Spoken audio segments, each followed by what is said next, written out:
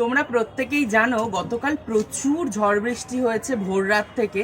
আর আমাদের ছাদ বাগান পুরো ভেসে গেছে, যেখানে যে টব যে বাস্কেটগুলো ছিল সব জলে ভেসে গেছে। তাই ভাবলাম ঝুড়িয়াতে চলে আসি, অন্তত যে শাকগুলো রয়েছে শাকের গোড়াগুলোতেও জল জমে গেছে, সকালবেলা জলগুলো ছাড়িয়ে দেওয়া হয়েছে, কিন্তু তবুও গাছগুলো যদি মরে যায়, আর গাছগুলো দেখলাম একটু ফুলে পেঁপে উঠেছে, তাই জন্য ভাবলাম শাকগুলো তুলে নিই, অন্তত একটুখানি আজকের ভাজা করে খাওয়া যাবে। শীতের দিনে ঠান্ডা ঠান্ডা ব্যাপার এখন।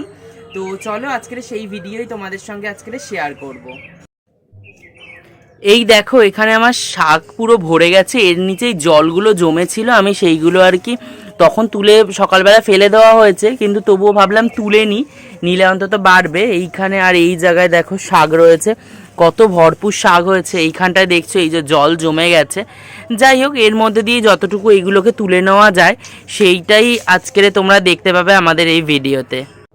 এই যে এখানে প্রথমেই আমি একটু লাল শাকগুলোর দিকে দেখাবো। লাল শাকগুলো আমি সব তুলে নেব, দুটোই হয়েছিল, বেশি হয়নি যদিও, কিন্তু তবুও এই বর্ষায় আর আমি রিস্ক নিতে পারছি না, সবগুলোই আর কি আপাতত আমি তুলে নেব, তারপরে দেখা যাক কতটা কি হয়।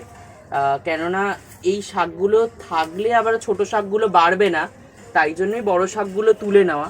বড় শাকগুলো আপাতত তুলি, তারপরে দেখা যাবে ছোট শাকগুলো আবার যখন বাড়বে পরবর্তীতে আবার তুলবো। এখন আপাতত এইগুলোই তুলি। তো তোমরা কারা কারা তোমাদের ছাদ বাগানে এই নোটে শাকের চাষ করেছো জানিও কিন্তু, কেননা নোটে শাক এই টাইমটা প্রচুর হয় আর খেতে কিন্তু ভীষণ ভালো লাগে।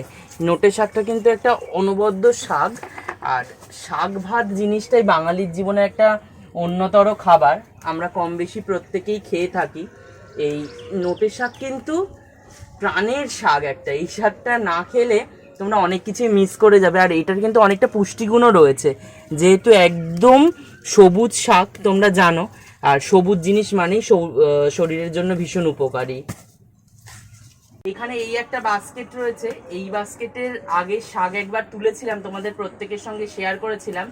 এই কদিনেই দেখো সেই শাকের বাস্কেট আবারও ভরে গেছে, তাই জন্য আমিও চলে এসেছি ঝুড়িয়াতে। কিছু করার নেই, শাক হয়েছে মানে আর আমি সেখান থেকে তুলবো না, এটা তো হতে পারে না। সব থেকে প্রিয় জিনিস আমার শাক।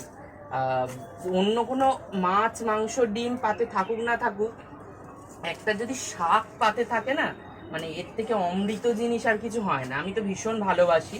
তোমরা কারা কারা শাক খেতে ভালোবাসো সেটা কিন্তু কমেন্ট সেকশনে জানিও, কেননা এই শাক হচ্ছে একেবারে হৃদয়ের কাছাকাছির খাবার।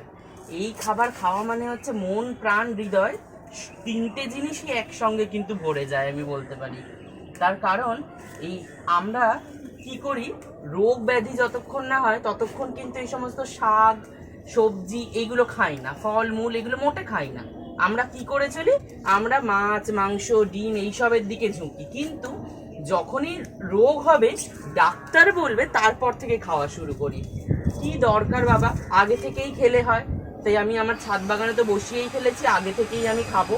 আর আপনারা যারা এখনো বাড়িতে বসাননি, এরকম যদি একটা বাস্কেট জোগাড় করতে পারেন আর দোকান থেকে কিনে শাক খেতে হবে না, এটা কিন্তু বলতে পারি আপনাদের প্রত্যেককে আমি। দেখতেই পাচ্ছ আজকের কত শাক তুলেছি, এক ঝুড়ি টাটকা ফ্রেশ শাক। এই শাকটা কিন্তু আমরা ভাজা করব। কাদের কাদের এরকম শাক ভাজা খেতে ভালো লাগে অতি অবশ্যই কমেন্ট সেকশনে জানিও। আর এই রকম তাজা ফলফলি শাক, এইটা তোমাদের কেমন লাগছে, ছাদ বাগানে নিজের হাতে চাষ করা শাক, এই জিনিসটা যদি তোমাদের ভালো লেগে থাকে অবশ্যই লাইক কমেন্ট শেয়ার করতে কিন্তু ভুলো না। আর ভালো লাগলে অতি অবশ্যই কিন্তু আমাদের পেজকে ফলো করে দিও, আর আমাদের ইউটিউব চ্যানেলকে কিন্তু সাবস্ক্রাইব করতে ভুলো না। তোমাদের আশীর্বাদে আমরা কিন্তু একটু একটু করে অনেকটা এগিয়ে যাচ্ছি, তোমাদের অতি অবশ্যই কিন্তু আমাদের পাশে থাকতে হবে।